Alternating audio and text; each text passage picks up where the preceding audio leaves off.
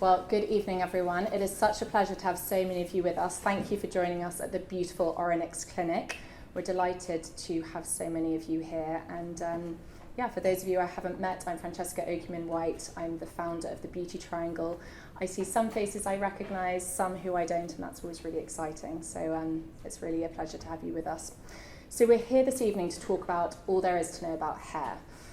After all, I think we can all agree that our hair has a massive impact on how we look and feel, but it also really affects how we're perceived by those around us. There's a huge psychological element to hair, and as much as we sometimes think that it's a superficial aspect, the weight that it carries really does run deep. So tonight we're going to be exploring a little more about that, from how to stimulate growth, how to reverse hair loss even, and ultimately how to ensure the optimal health of our hair in the years to come. Before we get onto that, however, a little bit of background on the Beauty Triangle. We established the Beauty Triangle 4 years ago, and we very much did it as a way to educate and empower modern consumers on all aspects of their health and well-being, and always critically from a holistic standpoint, which is so important. But we also did it to connect our audiences, people such as yourselves, with the very best experts in health and wellness, which brings me very neatly onto tonight's amazing panellists. We're joined first and foremost by aesthetic doctor here at Ouronyx, Dr. Daniel Hunt. We're joined also by hair transplant surgeon, Mr. Christopher D'Souza, and finally by hormone expert, GP, integrative health expert, the CV is endless, Dr. Sohère Roked. And all together, they're going to be discussing the really reliable, results-driven routes to hair restoration today, whether that's high-tech treatments, surgical interventions, or even supplementation. But they're also going to be talking to us about the importance of finding confidence and clarity once more when we're really weathering these times of flux. We're also, as I mentioned, going to do a Beauty Triangle first, which is a bit of live streaming. We're going to beam downstairs into the clinical rooms. We're going to find Dr. Marco Nicoloso. He's Medical Director here at Ouronyx, administering his signature micrografting procedure, which is super clever, really cool. I'm really excited to showcase it with you guys.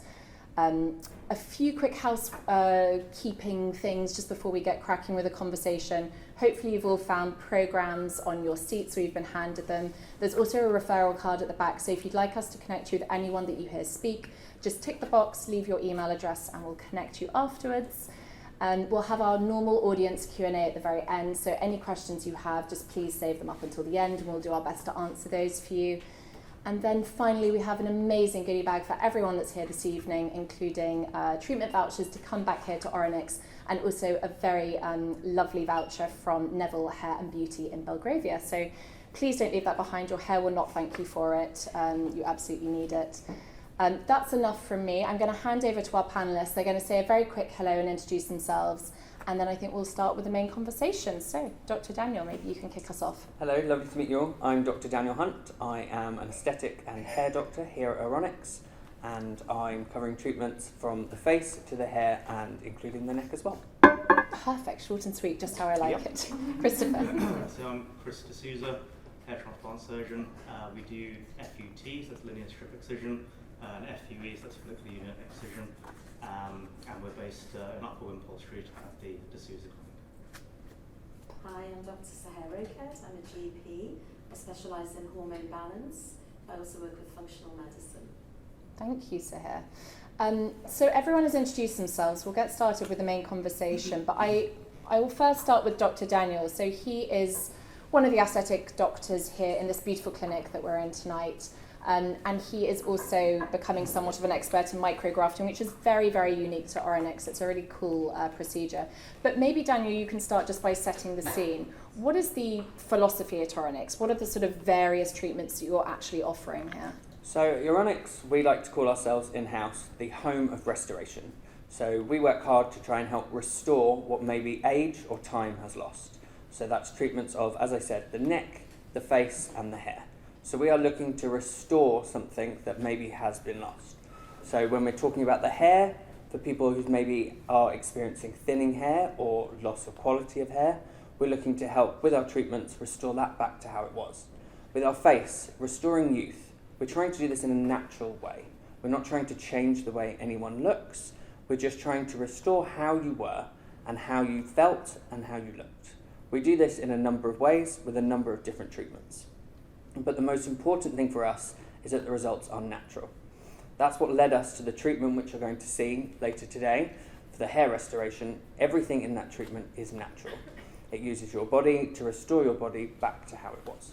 I like the fact that you said all of that, because the conversation I was having with a lovely lady in the audience just before this was about how to be the best version of yourself, and I feel like that's very much the philosophy that is carried through, and I think it's probably what all of you are sort of going to go on to say as well. Talking specifically about hair loss, what are the main concerns that are driving those patients that you see who come to see you for issues concerning hair loss on the scalp? Of course, it varies depending for sort of men and women. Men tend to fall into two different camps. There's the man that hasn't really paid too much attention to his hair, has noticed maybe in his 40s that it's looking a little bit thin, and let's be honest, his wife's probably sent him in to have a chat about what he can do before he goes bald. I feel like the women are always a very pivotal part of this conversation. Often when we see a man in clinic, there's a wife behind him who maybe has her opinion and maybe is helping nudge him in the right direction. Dragged him kicking and screaming. Of course, we don't see that part. So. And then you have men that come in who are very clued up. They are already taking all the different medications, they've tried shampoos, they've tried different treatments before, and it's just not giving them the results they want. They've looked into and they've explored hair transplants, and they're just wondering if there's anything else out there. And then we turn to women. Women's hair loss journey seems to be very different to men. Women tend to notice it a little bit later, and that could be maybe because of hairstyling, or maybe not seeing the certain areas of their hair because of the length and density of their hair. Often they will say that their hairdresser pointed it out to them, and they then changed the way they dealt with their hair. They found ways to disguise it, or they changed the way they styled it, or the way they managed their hair. So they're kind of the two different types of people that come in to see us at the clinic. It's somewhat easier for women because sometimes we can sort of restyle it in different ways. Men, it is obviously far more limited, and Definitely. It's funny because I feel like women are very sometimes sort of outwardly confident in talking about these things, but for men it can be a very sort of intimate issue to have to speak about. Are there specific life moments that, or sort of chapters in life, that you find really do bring that sort of wave of patient to your door as well? Well, statistically, we can see that most people start to lose hair from around the age of 30, but it takes a long time for us to notice it. That's why a common age of people noticing it is around 50, which tends to, with women, coincide with menopause. Mm-hmm. Any hormone flares in our life causes change in our hair. So a lot of people experience during childbirth. During pregnancy, you get lovely, thick, glossy hair. Then after childbirth, you lose a lot of that baby hair, they call it. But also, because of that hormone drop, you also lose some of your natural hair that you had there before. And women are left after childbirth noticing their hair is thinner than it was before. Mm. In most cases, this bounces back, and people's hair goes back to normal after a year or two. But in some cases, this hormone spike and change causes the hair to remain thin. We also experience this hormonal change during menopause. So for women, these two key moments in your life, or depending how many children you have, multiple moments in your life, all work together to unfortunately have an end result of your hair being a little bit thinner than it was before. On top of all of the sort of sleepless nights and everything else that you contend with, your hair falls out. Wonderful. We won't talk about after the child. No, I know, that's exactly. completely different. No, that's another topic entirely. What are the first steps when a patient does come to your door then, and hair loss is a concern? What are you then sort of doing with them? How are you guiding them through this? So firstly, with all of our treatments here at Ouronyx, we undergo a medical questionnaire to understand a little bit more about your medical history, a psychological questionnaire to understand sort of how you think and how you feel, and an in-depth consultation. It's really important for any practitioner to understand your story and why these things may be happening to you and how we can help. Then from sort of going away from the personal point of view, going more towards a scientific, statistical point of view, we'll start taking images of your scalp. We'll use AI to look at your hair density in different areas of your head. We can then work out whether there's problems with density, whether the thickness of your hair is changing. All these things allowed us to build up a picture to try and determine what it is that's going on in your hair and how we may or may not be able to help you with that. It's so important to understand that baseline for everyone, isn't it? I mean, otherwise it's very difficult for you to ever even prescribe the right treatment plan if you don't understand.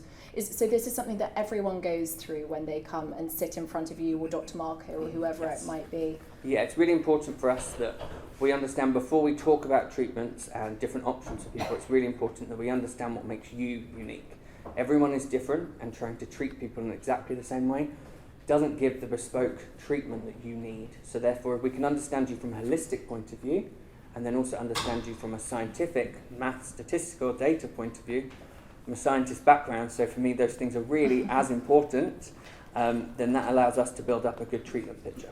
And I'm assuming that patient history in terms of treatments they've done is all a part of this conversation. I mean, do you find that people have quite regularly tried other sort of forms of hair restoration before they even find their way to the clinic? I think hair restoration, more so than any other treatment we offer here, is something where patients come in and they're clued up. By the time they come in and they come to see me, they already know a lot about what's going on. They'll have tried different treatments, they'll have had consultations with other doctors, they'll have done their reading, which is great for me.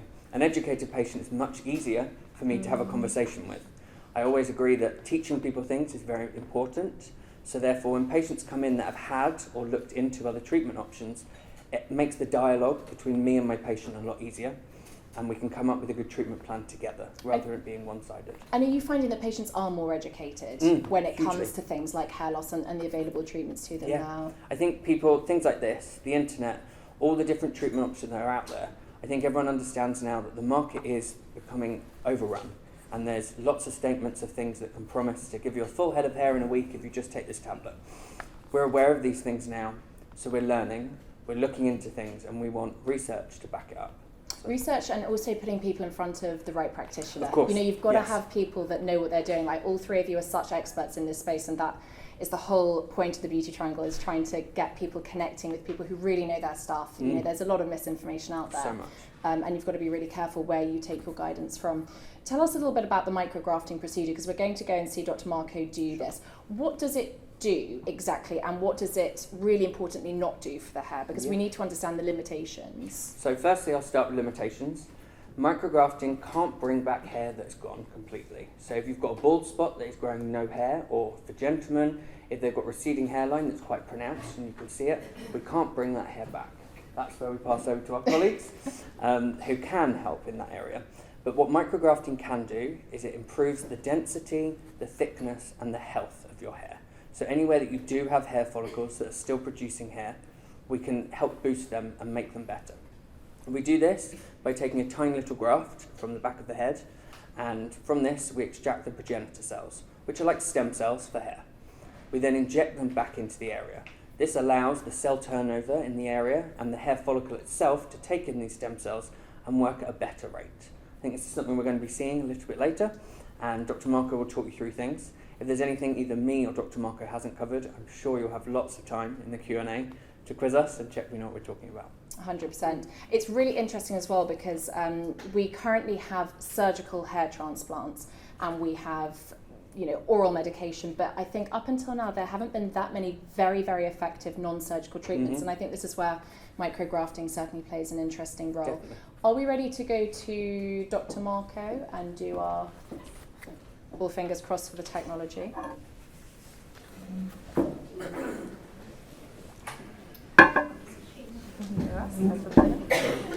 Hi, Dr. Marco, can you hear us? Who's on mute? I feel like a BBC News reporter. And now live to Dr. Marco. Hi, Dr. Marco, how's it going? There you go. Should hear it Now, Marco, can you say something? Hello. Ah, hooray. Hi, Marco, how are you? Very good, thanks. How are you? We're fantastic. Thank you so much for joining us. Would you mind just introducing, yourself, your case study, setting the scene a bit for us? So yes, I'm here today with Savage, and he came to see me 2 weeks ago. We had a consultation because he's very concerned about his thinning and hair loss, which is impacting self-esteem, I would say, and work relationships. He's aware of suffering of androgenic alopecia, but it's not ready for a transplant yet, and he doesn't want to consider medications.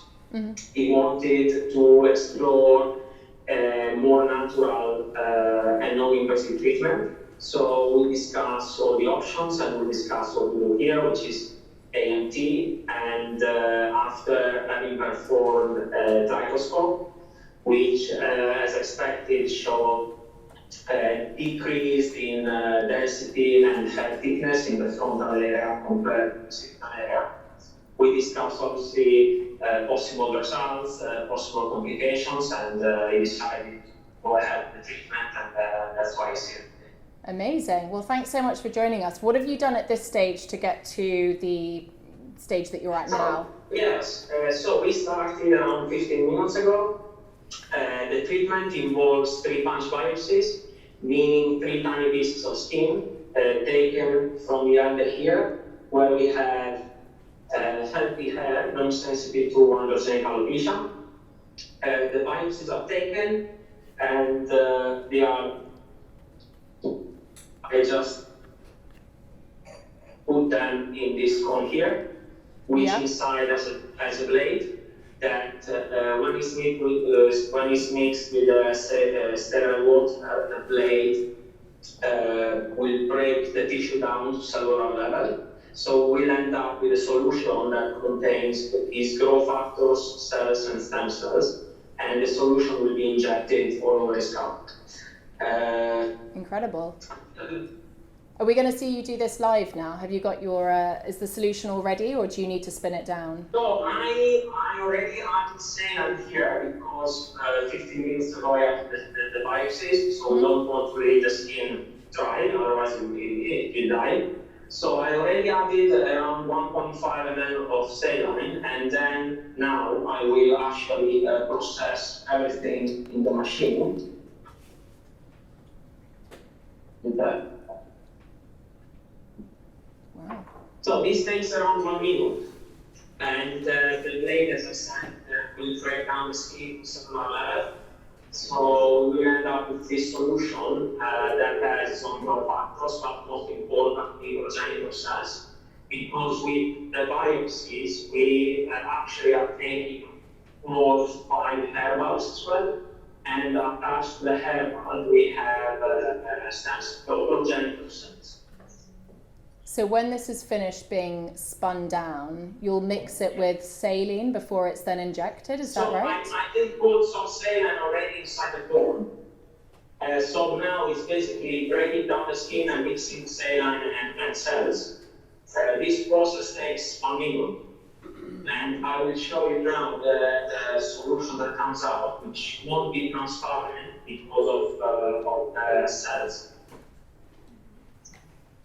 And so when you're injecting this solution into the scalp, is there anything you can do to, I suppose, minimize discomfort for Sarge, or, distract him somewhat?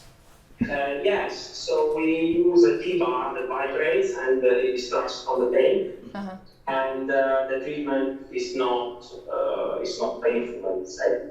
So here, as you can see, I'm just withdrawing the solution, and I will prepare 2 syringes with 2.5 ml inside, roughly. And every patient receives the same amount, so the procedure is very, very standard, which is great, because, for example, other treatments like TRT, results may vary depending on machine that's been used in the system, while this one is a standard protocol, pretty much for everyone. Mm-hmm. And how do you know exactly where to inject it? Are you just focusing on the areas where it's obviously very sparse, or do you want to do it everywhere to encourage sort of universal growth? It's good to inject everywhere where we see the damage, which is basically the frontal area and the occipital area. Mm-hmm. And then focus a bit more where the patients tell me that their major concern is. So I'm just adding some more saline. And how many injections in total do you think you're actually going to do for Sarge? So looks like quite a lot of needles you're preparing. 30-40 injections, roughly. I will show you now. That's why Sarge was looking so excited at the beginning of this. I assure you, the needle we use is very small. So the needle is tiny. How is Sarge feeling right now? I'm feeling good. So then, Voice of confidence piping up. Okay, so that's ready to be injected now, is it? Yeah, so the needle, I don't know if you can see it, it's extremely small. No, it's practically invisible. We use a 4 millimeter needle, so it's absolutely tiny. Moment of truth. And do you have any sort of topical anaesthetic? No, you can't really use it in the scalp, I suppose. No, I mean, we don't apply it because you don't need it and because it would interfere with the solution as well. So we want it to be, the scalp be free of any chemicals and everything else. But I'm starting now, and I think you can see Sarge that is not complaining. We're watching Sarge's face very, very closely. How is it, Sarge? So I'm using this, which is a T-bar that vibrates and it starts from the vein. Yeah. And I'm injecting 0.01 ml each point. So we receive around 34 injections. I will focus a bit more, I'm focusing a bit more in the common area, which is his main concern. God, he looks very cool, I have to say. Marco, so you're the treatment is 5 weeks. Are you finished? No, I'm changing the neck. Can we see what the top of his head looks like? Can we? Yeah, is it possible to sort of The do? camera will turn that way. No, but so Sarge is going to come up when Marco's completed the whole treatment, so we will actually be able to see the end results and grill him about exactly how this went for And the him. other question I'd ask you is, when you said earlier, you suggested that these areas at the front where that you can't restore.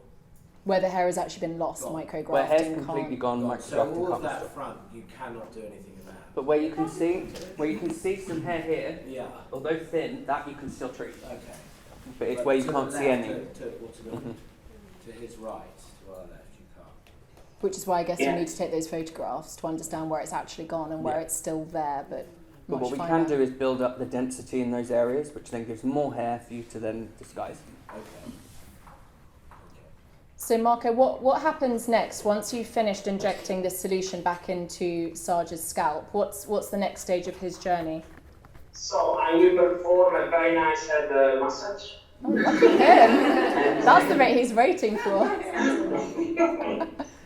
So no, we see the patient in 4 weeks and 8 weeks because in our internal protocol we will boost the treatment with 2 polynucleotides treatments, which is basically a new injectable that can be used for hair as well, where these polynucleotides biostimulate the skin and the hair, and that will help to boost the results. We will do this in 4 and 8 weeks, and we review at around 6 months because it's when you have generally the best results. Although this treatment can carry on working up to 9 to 12 months. Amazing. So when Sarge first sees the initial signs of growth, that'll be at around 6 months, will it? Yeah, I would say 4 to 6 months. I have a lot of patients that they are actually telling me that they notice an improvement when they come back for the first booster. Mm-hmm. But I Fantastic. prefer to say that 4 to 6 months annual. Amazing. Well, thank you so much. I think we're really looking forward to seeing you and Sarge back upstairs as soon as you're completed with everything. Thanks for your time there. Thanks for showing us everything. Thank you. Thanks, Sarge. Woo, well done, Sarge. God, being live injected, I mean, that's actually quite impressive on his part.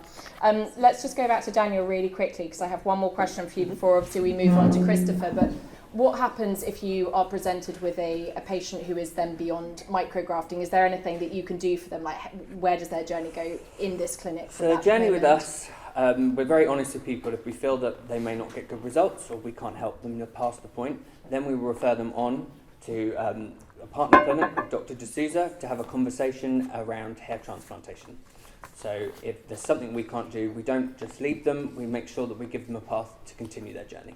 And I think that's so important as well, being honest with your patients and letting them know when they've run the course with you, because there's always the next practitioner who they may be better suited to, and it's important to have that honest dialogue. And I think for us, I built up a relationship with my client at that point. I'm invested. I don't know where they're going to go, but I'd like to guide them into the right direction because there are lots of places they can. And we work closely with Dr. D'Souza in his clinic, so we trust them and we know that they're a good, safe pair of hands for them to go to. Well, thank you. You've already done my introduction to Christopher very neatly there. That was a nice segue. Thank you so much, Daniel, and thank you to Dr. Marco downstairs and Sarge. Christopher, thank you so much for joining us. No, pleasure. Christopher's already introduced himself. He's an amazing hair transplant surgeon. He does FUT, FUE techniques, some really interesting other things that we'll go on to talk about. But maybe you can just start by explaining who are the sort of average patients that you see coming to you on the regular for your advice and for the treatments that you offer? Yeah, I mean, I suppose probably about 90% of our patients are male. We do see female patients, but the majority is male pattern hair loss. For those patients, I guess it can range from guys in their sort of mid-20s, early onset male pattern hair loss, often attending with their parents. Perhaps they feel they look a little bit older than they should, and are understandably distressed. And then you get some of these sort of guys in their 30s, 40s, 50s who might just want to do something that not overly concerned. Some people are, of course, but some people just want to look better. And I suppose if they can do something which is relatively straightforward, then they often want to do that. And then people up to the sort of 60s, 70s, people that have no intention of retiring, and feel that they just want to look their best, to perform their best, which is great. So all the way through from sort of 20s to sort of late 60s. I mean, your 70s. Hair and having a full head of hair really does denote a lot of youth and sort of energy as well. And I think it's really interesting because I was reading not long ago that people are just, life is happening at a later stage. People are starting families, getting married, reaching peak professional careers at a much later stage. And so, obviously if your hair's sort of something that's starting to bother you in your 20s, 30s, it makes you feel like it's happening too early. But really it's just, we're just waiting and prolonging these sort of life acts that we're sort of doing, right? Yeah, absolutely. And I think there's been a change in the demographic in regards to hair transplant surgery from traditionally used to be sort of 40s, 50s, guys pretty bald, to now people in their late 20s perhaps wanting to address it at an earlier stage, and often smaller procedures. FUE has pretty much overtaken FUT, or linear strip excision, as the method of choice. About 90% of our work being FUE now, compared to about 50-50 about 5 years ago. And I want to ask you more about the sort of difference between those next, but what are the first steps that a patient needs to take when they're considering a surgical intervention for hair? Like, what do they need to know before coming to you? What happens between you and that patient in that initial consultation? Yeah, I mean, so obviously we take the full history. I'm very keen on the non-surgical side of things, so I suppose stabilisation of hair loss is the most important thing. One of the most important things to know about hair transplant surgery is that you're limited by the fact that you can only place grafts where there's no hair at the moment, so it's always a snapshot in time, which is why younger patients with rapid hair loss make awful candidates for surgery, because you end up sort of transplanting at the front and they go on to lose more hair, and you end up with an unnatural pattern, and often that's referred to as like a failed transplant. And that's why you see some people going back and having multiple hair transplants, because they're almost chasing the hair that exactly, is yeah. So same as going. the Ouronyx sort of situation where you went for repeated transplants. So very keen on the non-surgical side. So for men, perhaps oral finasteride, topical minoxidil. I know oral minoxidil is becoming more common, more widely used now, and you've got topical finasteride as well in the last few years. And then you've got, of course, treatments such as the Regenera and etc., which Marco was demonstrating. So that side of things, I'm really keen to try and stabilise hair loss first. And I suppose transplant comes in when there's no hair there. So it's always great to sort of change shapes of things. So in men, temples or bald spot in the crown. For our female patients, often traction alopecia is a great example of a sort of a way to treat that loss with surgery, or often higher hairlines or hairline sort of reshaping.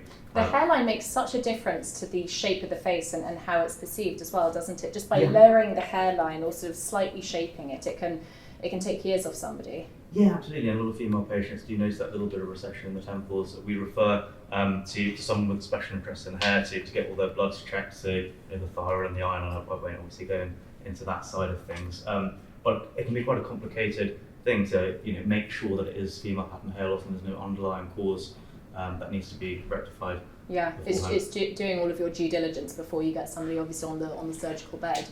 Can you quickly run through the difference between the FUT and the FUE treatments that you do? Yeah, so I mean FUT, so known as linear strip excision or strip FUTs, that's where you take a thin linear strip from the back of the head, so you're using the laxity of the scalp, so you take a width of maybe 1.2, 1.3 centimeters, and it's essentially a thin strip of skin. That's dissected, and then it's closed with an over and over stitch, so you end up with a thin linear scar, so that's the main downside of linear strip excision. But for our female patients, predominantly that's what we always do, because few of our patients who are female want to shave their head. So you don't shave your head when you do that, you can No. just take it and reposition it. Exactly, so the main advantage, you don't have to shave your hair, and then that strip is dissected into individual follicles, and then they're placed in the area of need, whether it's the temples or hairline, or etc. With FUE, we take them out individually one by one, and the main benefit is there's no linear scar, so it can be good for patients where you think, well, I might want to cut my hair a bit shorter in the future. The main downside is you do have to shave the back and sides down to 0. Saying that, long-haired FUE is becoming more popular now. Long-haired FUE being where you then just leave it long, you don't have to cut it. But it's a lot more laborious. I was going to say, because then you're like usually reserved wading for through smaller everyone's hair trying to then put the follicles back in the right place. cases. Yeah, so it's a long procedure which can get tricky, so to say. So, it's essentially we're peering through, taking them one by one. But for smaller cases, it can be quite good. Say anything less than 1,000 grafts, you can do long-haired FUE. I think in bigger cases, I wouldn't recommend it, but it's very. And how long does it take, sort of generally speaking, to do, say, FUE? Sort of, is this like a few hours? Is it sort of more than that? So we only ever do one case per day. So usually, average size case would be 1,800 maybe grafts, and that would take us from 9 till perhaps 4 o'clock or so. Okay, So so you all just done settle in with with a good movie. Yeah, so local anaesthetic, movie on, headphones in, and diazepam given. Just to keep everyone nice and calm, that's hard. And what about sort of, is there stuff that you then have to go home and take sort of like further medication, anything to, I suppose, like control swelling, bleeding, bruising, all of that side of stuff? Yes, I mean, most patients find it surprisingly straightforward, so a lot better than they thought it was going to be. There's very little swelling. I mean, we inject steroid, we give steroids post-op for 3 days, a couple of painkillers. Most people take them for the first couple of days, and then they're pretty good after that. So we usually recommend 5 days to be at home, looking after the grafts, so sleeping slightly elevated, neck pillow to stop the head from rocking around. And then from day 6, you can wear a loose-fitting hat or cap. You can push your hair over if you've got long hair. And then really from 2 weeks, there's not too much to see. But as I said, the main advantage of strip surgery is that you don't really see too much difference. So strip at all. surgery, even though to me it sounds almost like the most old-fashioned way of doing it, is actually the most easy to get away with, almost. Nobody will necessarily detect that you've done it. Yeah, exactly. I mean, strip surgery or long-haired FUE, there's not too much to see by a couple of days even. So swelling is very variable, but in the most part, it's not too much.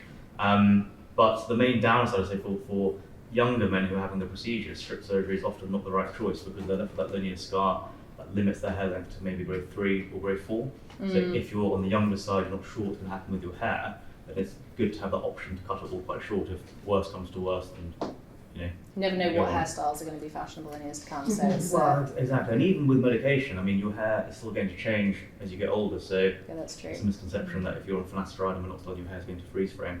Yeah, and can you tell us a little bit about the SMP, the scalp micropigment that you do? Because I didn't know this is something you offer, and I found it really interesting.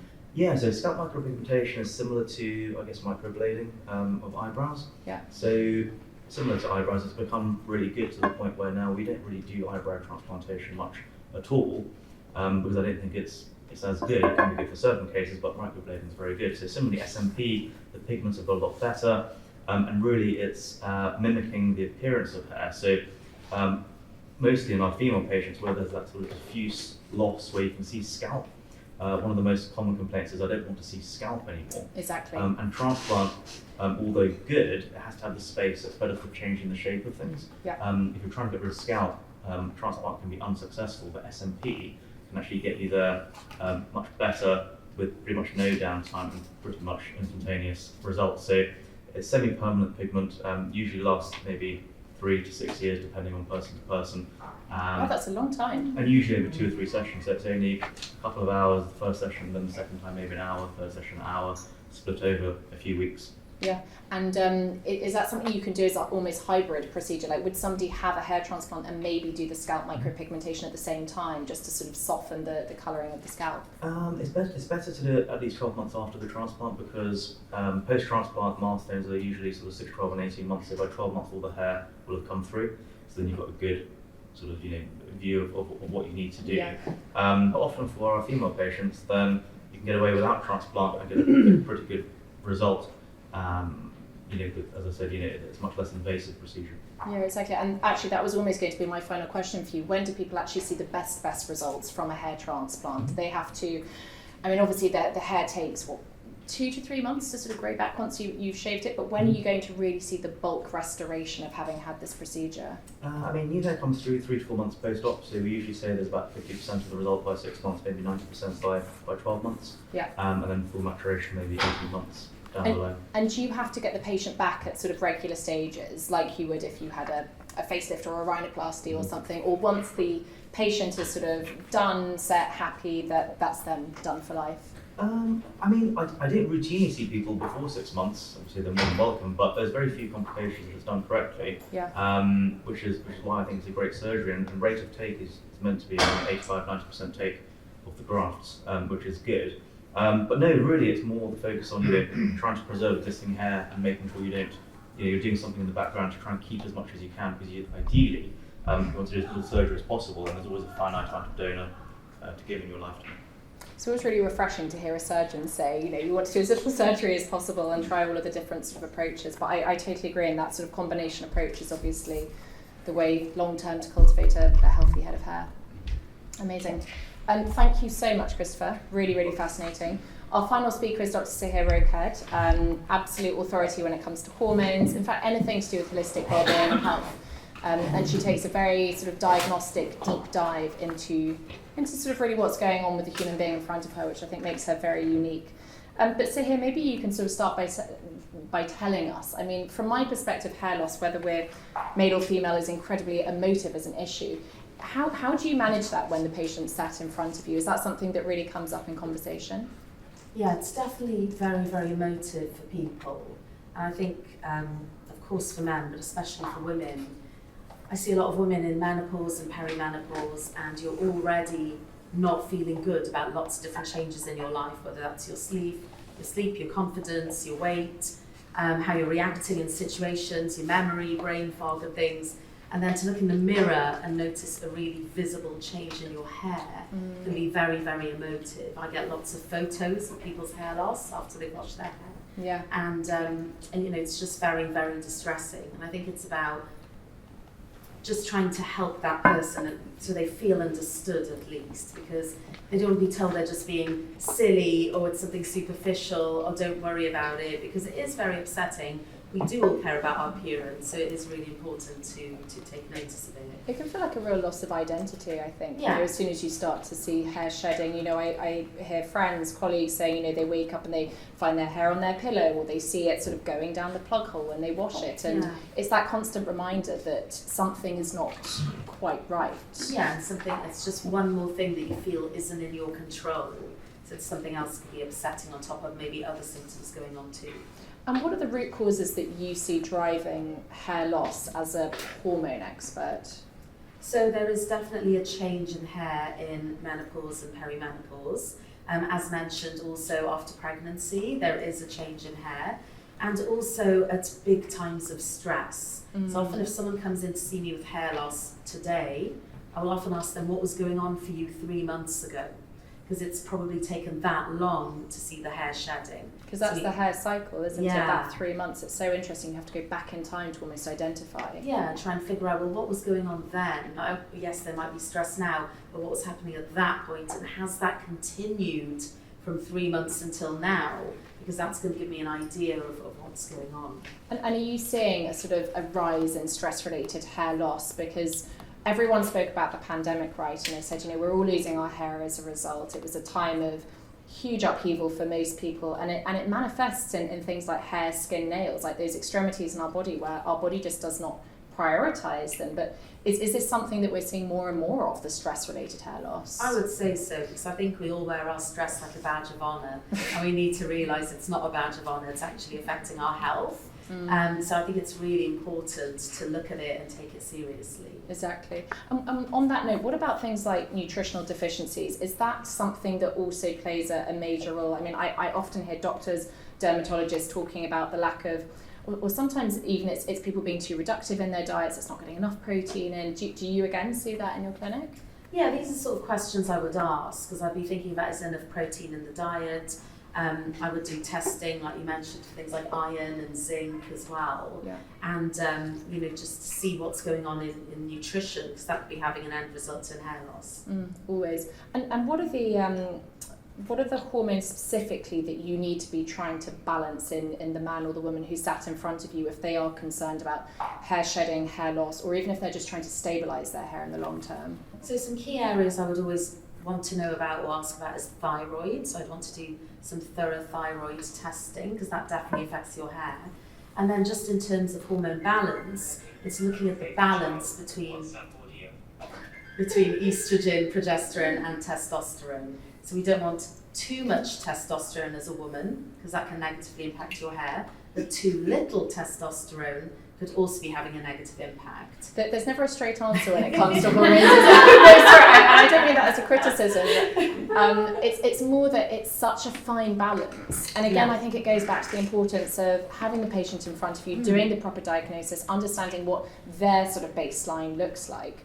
And then I suppose sort of tinkering it, tailoring it to their unique sort of composition. Yeah, so when someone's in menopause, so obviously we can then create a steady state of hormones for the most part, because they're not producing their own hormones anymore. But when someone's having a cycle, maybe if they're in perimenopause, or even before, maybe even in the 30s, the hormones are going to be fluctuating over a monthly cycle. And it's about maybe trying to manage it at certain points of the cycle to optimize things in your normal cycle. Don't want to take away your normal cycle or get rid of that, but maybe just balance things a bit more.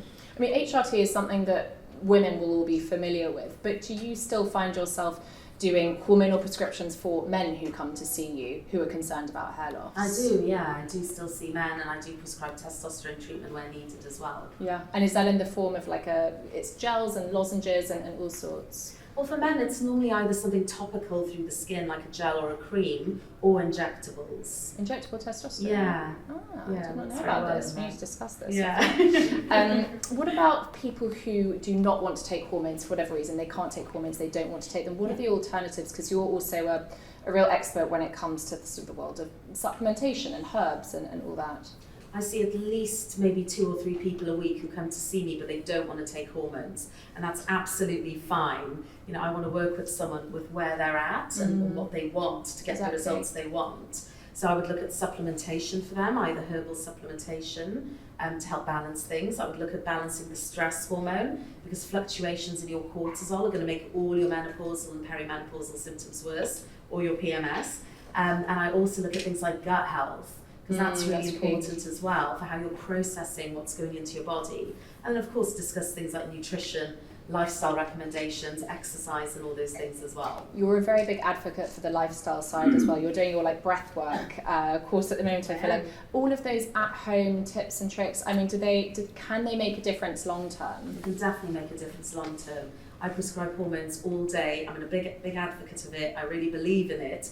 But hormones alone won't get you the results that you want. So we have to look at what's going on in your lifestyle and where we can make little tweaks there. I never want to give people too many new things to do in their lifestyle if they're already stressed. But it's about thinking, where can we make little changes? And all those little things will add up over a period of time and make a big difference. It's so true, doing anything on the daily, even though it just feels like that supplement you're taking every morning with your coffee, or that sort of 5 minutes of breath work before you go to bed, it really long term does build up into something quite powerful. Or even sometimes 4 or 5 times a week can make a difference. Yeah. You know, so if you're taking your supplements but you're not doing it quite every day, but you're doing it on the weekdays, that can still make a difference. It's about not being too hard on ourselves as well. Yeah, and consistency a lot of the time as well, not picking things up and thinking this is a trend and following it for a hot second and then forgetting all about it. And also just knowing about the long game. I think we were saying everyone wants a quick fix a lot of the time. 100%. But no, you might not see a difference by taking the supplements for 1 week, But if we're doing consistently for a couple of months with some other things you're doing as well, you will notice that change. And final question, tell us a little bit about the hair tonics that you do, because that's quite specific to obviously whatever concern somebody might be presenting with scalp or hair health related. So I do prescribe body-identical hormones, which are made by drug companies, but I also prescribe bio-identical hormones, which are sometimes especially compounded. And these compounding pharmacies also can make hair tonics. So I often work with them to make individualized hair tonics for the person in front of me. They can also have hormones in them, estrogen, progesterone. It can be combined with things like minoxidil and finasteride, things like melatonin, things like caffeine, and that can help stimulate your hair growth as well. And the good thing is that having a relationship with these sort of laboratories is if I see someone and prescribe something and they were not quite getting the results we wanted, I can then speak with the pharmacist and we can tweak the formulation. So it's a really great service. Because how often are you keeping tabs on that patient? How often are they coming back and actually having that check-in with you where you monitor and go, we've seen an improvement, we've not seen an improvement, this is what we're going to do? Well, it might not be for 2 to 3 months, and I think that's the right period of time to be waiting to look for a change in your hair.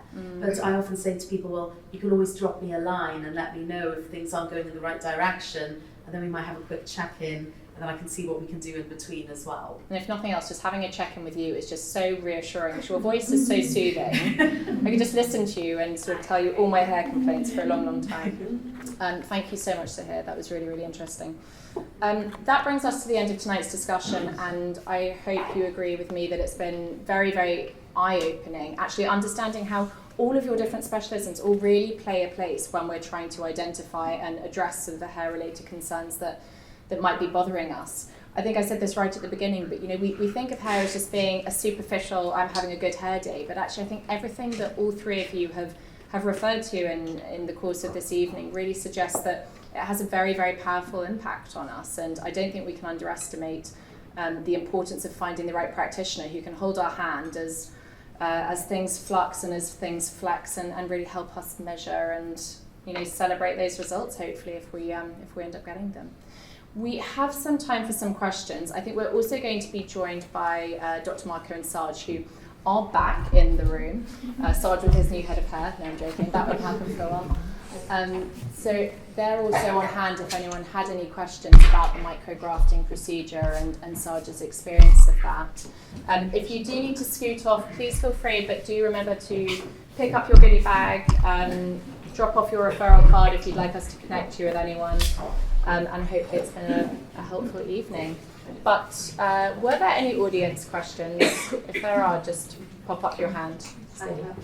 Hi, it was great listening to you guys. I'm a hairstylist, so I get to see all these issues very closely from lots of different angles. And I have many questions, so I'll try to kind of link it into one. So I wanted to ask, what is that makes the hair follicle to fall asleep, if you say that? And is there actually genetic kind of, plan for each person? That I often have women in my chair and they're in like maybe early 40s, mid 40s, and I look at the hair and I can see there's not much, like it's just like it's less and less. And so the question is, what makes the hair to not grow anymore, whether it's a woman or a man, and also is there also like kind of predestined kind a of genetic predisposition to actually losing your hair? I guess I'll I'll start, and if you want to jump in, if there's anything I miss, I guess the reason for it is multifactorial. I think if we could pinpoint one exact reason why the hair follicles stop producing hair at the same rate, I think we'd all be very rich, lucky people. Unfortunately, as you can see from all three of us, there's different specialties involved, and we tackle it in different ways. That's because the cause of it is very different. And trying to treat it and help it, we have to look at it in different ways. So hormones play a big role, lifestyle plays a big role, genetics plays a big role. I think I was reading something recently that said genetics plays a huge role, but your lifestyle and the environment you live in plays an even bigger role. I think they're saying epigenetics. Buzzword. Yes, they love it. Genetics plays around sort of a 25 to 30% role in it, and your epigenetics, your lifestyle, things that are going on, is actually more important. Can I ask a question that somewhat feeds into this? I've also heard that for men, for example, maybe Christopher, this is one for you to answer, that you can look at your, is it your paternal father or something, and that will, grandfather, and that will predispose you to a certain form of hair loss? Is there any truth in these looking at certain parts of the family tree? I believe it can be from either side, and we often see people where they've got an older brother and a younger brother who don't have any hair loss, and then they do have hair loss, so it can be quite difficult to pinpoint. But I suppose objectively, you can look at their hair, obviously age of onset, so early onset, male pattern hair loss is associated with, guys in their mid-20s will be pretty bald by the time they might be late 30s. And then objectively, have you got that miniaturization, so male pattern hair loss usually follows a sort of slow progressive course of that thinning and miniaturization of the hair. Female pattern hair loss is slightly different, but you usually get sort of that sparing of the hairline and then sort of, that sort of generalized thinning throughout in the midzone. But as we were saying, female pattern hair loss is usually a diagnosis of exclusion where other factors have to be taken into account, and that's why the blood work and the workup is so important. Yeah, exactly. Hopefully that answered that. Is there any other questions? This lady in the front. Technical question, Dr. Marco. Oh, you're sat right next to him. What is your opinion on polynucleotides against exosome therapy? They are both quite new. I'm not, to be honest, very familiar with exosomes yet. Polynucleotides are quite new as well. It's a new type of injectable, which I'm doing a lot for face, for eyes, and we started to do it for hair as well. And it's giving, I think, a good boost compared to when we didn't have them. So we decided at the beginning here, we decided to include them for more advanced stages of hair loss, but then we said we don't want to make a distinction, so we include it for everyone. So I started to do it more and more, and compared to, I would say, 1 year ago, when we didn't have polynucleotides, results are better. Exosomes, I don't know much about them. Exosomes are still so new in the sort of aesthetic field, aren't they? And I feel like people are still figuring out, the right source to get them from and how they're going to be utilised. I haven't yet heard of anyone using them for hair, but maybe that's the future of a lady behind us. Sorry, follow-up question. What are exosomes and polynucleotides? This is getting very off hair loss, but I'm delighted to have all these questions. So in terms of hair loss, what is it what do they do? This is for Dr. Marco and Dr. Daniel. Polynucleotides are DNA fragments purified from salmon. So they get purified, they remove all the chemicals, and it's a gel that is injected, and it biostimulates the skin, it attracts stem cells, fibroblasts, activates fibroblasts, and it also decreases the oxidative stress. So it reduces inflammation as well. So it can help. I wouldn't do it alone. So as a standalone treatment, it can be done, but it won't give the same effects combined with AMT. An exosome. Exosomes, again, I don't know much about them. I wouldn't profess to.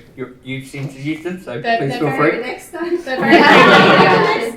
They're just a new thing that's being used in aesthetics at the moment to sort of work with the skin and cells in the same way. I think they're little signal messengers that help the skin cells to understand how to regenerate and heal themselves better. But I'm not a doctor, so I'm not giving you any of this information. This is really for these two guys. Were there any other questions? This gentleman at the back. Good evening, guys. My question is, I'm a hairdresser also, colours too.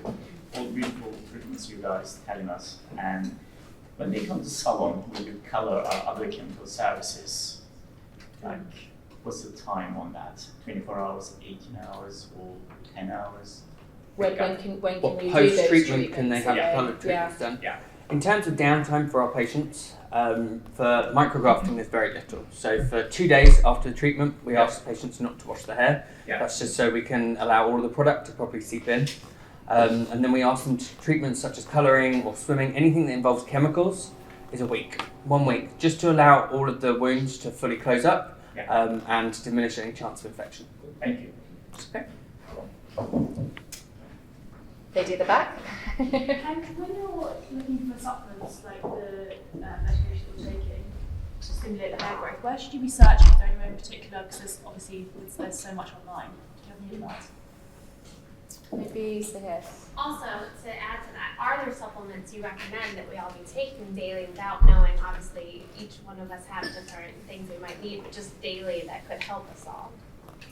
So I would say in terms of supplementation, obviously there's so much out there, it's really hard to know what to go and get. But I'd always say, like with your skincare, you probably want to be using what I would call medical grade supplements. So they're from companies who put a lot of research into their products, and the quantity that it says on the back is probably what is in what you're taking. So there's certain brands that I work with, like Nutri-Advanced or Pure Encapsulations or Cytoplan, which are what I would call more of the medical grade supplements, as there's fillers and other things involved with them. In terms of sort of a good general hair supplement, I personally do recommend a lot of Viviscal Professional. I think that does work well for people. Not everyone. I think if you're using something like that for 3 months and you're not seeing the results you want, then probably we'd want to do a bit of maybe nutritional testing to see exactly what you're lacking in, or is there some other sort of gut issue or something that means you're not absorbing the things you're putting in? Is there a limit on the note of supplementation? Like we've spoken about hair tonics, you do things like IV drips, we're talking about supplementation, now oral supplementation. Is there a limit to how many of these things you should be doing, or is it, you'll have the best hair ever if you just do everything? I guess you don't want to be like overdoing it on these sort of things. So like say if I'm doing an iron infusion, well that's based on test results and then retesting and seeing how frequently that needs to be done, and then saying you probably don't need oral iron because we're doing this infusion.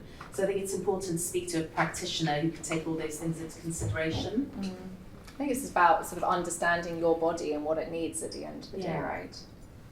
Is there any other questions? This lady at the back. Another question for you guys. So I've done PRP, right? And this micrografting I know is about restoration. So in terms of level of success that you see, obviously everyone's different, everyone's hair is different, but if you were to compare the two, what would you say has the highest rate of success, and where does it differ between people? PRP versus micrografting. So, don't get me wrong, PRP definitely has a place. I've done PRP for hair restoration for a number of years and seen some great results. For me, what I tend to say to my patients is the big difference is to get the results from PRP that we're getting from micrografting, you're having to do between 10 to 15 PRP treatments, about 3 to 4 weeks apart. So you're looking at a year to over a year. That's quite a lot of treatments and quite a lot of time and downtime as well as money. For micrografting treatment, you can get all of those results in one treatment. It's like a supercharged version. Yeah, because with PRP, you're using a less defined cell, whereas for micrografting, we're using a progenitor cell that's specific for growing hair. And we're taking it from your head, an area that is growing hair and making good quality hair, and just moving it, relocating it to another area. So that's the big difference. PRP, don't get me wrong, is great, but you just need a lot of them. Also, is there an argument with something like PRP that the treatment is only going to be as good as the resources that you're putting into it? And if you're not particularly healthy at that stage, and then you're taking your blood and you're sort of trying to re-inject it, then maybe you're not getting the best nutrition in it anyway. Yes. And a lot of patients that are getting great results with PRP when it comes to hair loss are reporting that maybe they're having 13, 14 sessions and then they stop because their hair's how they want it, and then they notice a rapid loss of hair. Whereas with our AMT micrografting treatment, because it's one treatment and then we leave you for 6 months and we have a look, your body's not becoming reliant on the treatment.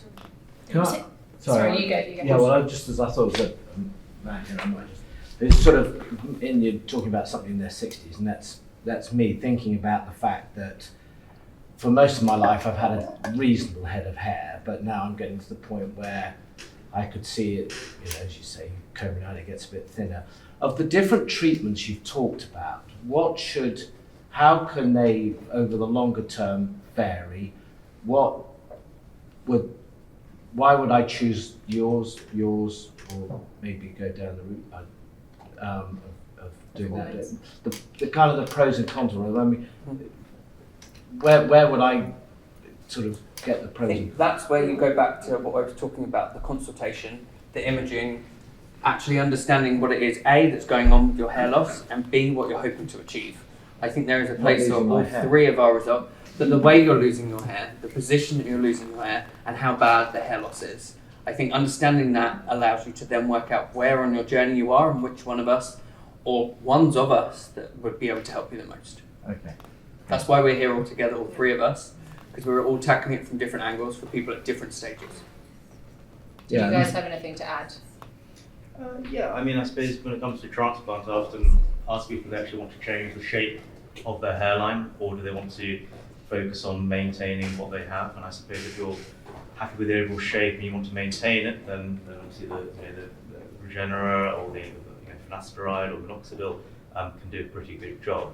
But nothing will bring back hair which is completely gone. So if you're thinking of actually bulking things up and sort of redefining that hairline, then transplant is the only thing that will really do that. Thank you. Christopher, do you have people coming to you who might think they're there for a surgical hair transplant, and then you actually look at their hair and say, actually, it's pretty good, it's not, maybe actually you just need to do the non-surgical right now because you're not necessarily going to benefit all that much from a hair transplant yet? Yeah, I mean, especially in the crown, you get some really good results, which will put off transplant for a good number of years. And the general approach, in my opinion, should be to put off transplant for as long as possible. So especially the guys in their sort of mid-20s with a small amount of recession in the temples, I often tell not good candidates, because there's a massive downside of having those grafts there for pretty much ever. And you're sort of burdened with it in a way because you're dictated to now by that hairline forever, which is not a good position to I also think that slight recession in men is it looks natural as well. And I've heard a number of hair transplant surgeons, I don't know if you're the same, who almost try and retain a little bit of it. You don't want to lower the hairline so much that it's obvious that you've done it. Yeah, I mean, it's normal male handful to have that little bit of recession in the temple, but it's a nice natural pattern. So same as when we do restoration, you can see that sort of irregularity and asymmetry. Worryingly, there is a trend of people wanting very, very flat, straight hairlines, which we don't agree with, but it's important to know that it's out there. That's an interesting trend. Yeah, that's fun. Lady at the back. If someone has a scalp disorder in the hair follicle, how would you go about that first? Look at treating the scalp disorder and then the micrografting? Yes, it wouldn't be worth doing micrografting on someone who has a scalp disorder. So again, this is patient selection is very important. Marco might be able to talk a little bit more about this. So we generally, we here we do with the trichoscope that we do. I think it's a great tool we have because we treat the right patients, and that's related also to your question, because I think very important are expectations. Because if you want your hairline back, I refer my patients to Christopher, right? If you want to hold for longer what you have and you don't want to transplant, so I'm happy to do a treatment if you have the right, obviously, numbers in the scan, and if you have the right expectations. Because if you want your head full of hair again, we need to discuss that, because non-surgical options I don't think will achieve that. So it's better if we send you to a hair surgeon. If we have a scalp disorder, we refer patients to solve and treat the scalp first, and then when it's solved and when everything is fine, we do another consultation, another assessment, and in case we suggest a treatment. Perfect, thank you. Were there any other questions? Hi, I was told if you have grey hair, because all my hair is grey, thanks to colour. I can colour it, but I was told you can't do hair transplant because your hair is grey. Is that true? No. You can do transplant. Oh, okay, The I'll last see. one. But they can do your treatment as well, regardless. I booked for that. And the hair doesn't grow back differently once you've transplanted it? No, but I mean, I suppose. Like if you have thick, curly hair, it's not going to sort of suddenly be fine and thin. No, so all you're doing is moving hair from one place to Yeah. another. It's just important to know that there's limitations surrounding density. So your normal density might be 70 or 80 follicles per centimetre square, but you can only graft at maybe 35 to 45. So it can never be the same density. So often when we are asked to do hairline lowering in women, I get quite paranoid because I think you don't end up with a line of slightly weaker hair, which is why obviously the plastic alternative is that hairline lowering surgery, which can be another option. Any more questions? Can't see any more hands. Okay, if there aren't any more, our doctors will obviously all be around here for a little longer as well if you have anything that you'd like to ask them. But otherwise, just a very big thank you to our amazing beauty triangle.